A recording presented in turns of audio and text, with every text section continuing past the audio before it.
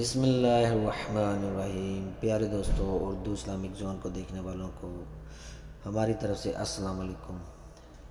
پیارے دوستوں، آج ہم آپ کے لیے بہت ہی زبردست حاتم طائی کی سخاوت کا واقعہ لے کر حاضر خدمت ہیں۔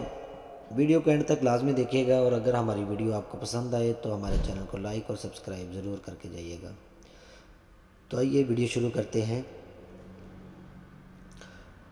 ملک یمن میں آباد قبیلہ کے سردار حاتم طائی کے پاس عربی نسل کا ایک بہت ہی عمدہ گھوڑا تھا۔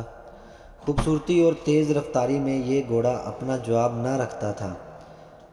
ایک دن روم کے بادشاہ کے دربار میں حاتم طائی کی سخاوت اور اس کے گھوڑے کے بارے میں گفتگو ہو رہی تھی۔ اپنی اپنی معلومات کے مطابق ہر شخص حاتم کی تعریف کر رہا تھا۔ درباریوں کی یہ باتیں سن کر بادشاہ نے کہا، جب تک آزما نہ لیا جائے کسی کے بارے میں رائے قائم کرنا عقل مندی کے خلاف ہے۔ ہم چاہتے ہیں کہ کچھ لوگ حاتم کے پاس جائیں اور اس کا وہی گھوڑا مانگیں۔ اگر وہ دے دے تو بے شک تعریف کا مستحق ہے، اور اگر نہ کرے تو ثابت ہو جائے گا کہ یہ ریاکار ہے۔ سب نے بادشاہ کی اس بات کو درست مانا، اور وزیر کچھ لوگوں کے ساتھ لے کر حاتم طائی کے ہاں پہنچ گیا۔ شاہ روم کا یہ وفد رات کے وقت حاتم کے گھر جا پہنچا۔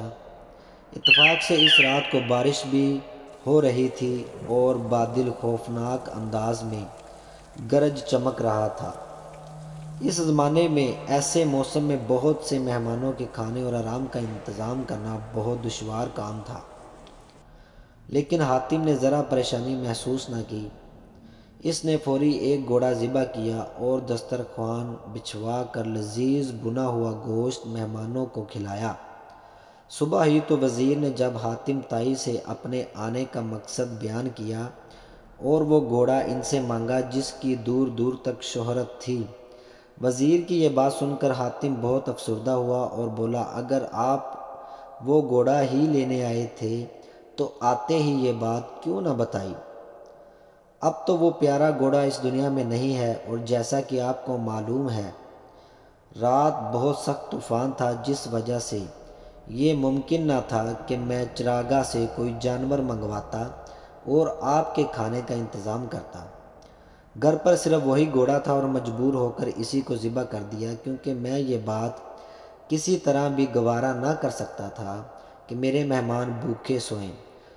وزیر حاتم کی یہ بات سن کر حیران رہ گیا۔ اس نے کہا، لوگ آپ کی جس قدر تعریف کرتے ہیں، خدا کے فضل سے آپ اس سے بھی زیادہ شریف اور سخی ہیں۔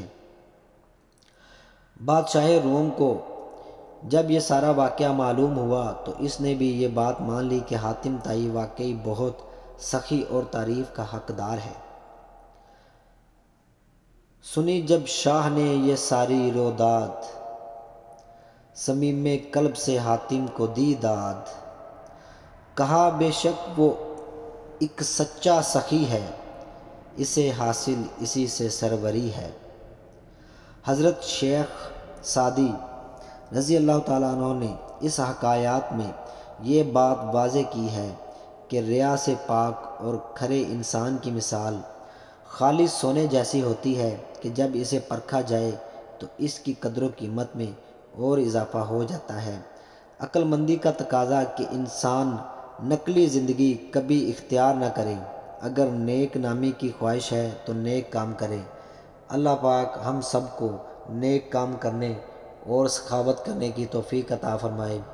پیارے دوستو، اگر آپ کو مزید ایسی ویڈیوز پسند ہیں تو ہمارے چینل کو لائک اور سبسکرائب کریں تاکہ آپ کو اور مزید ایسی ویڈیوز مل سکیں۔ شکریہ۔ اللہ حافظ۔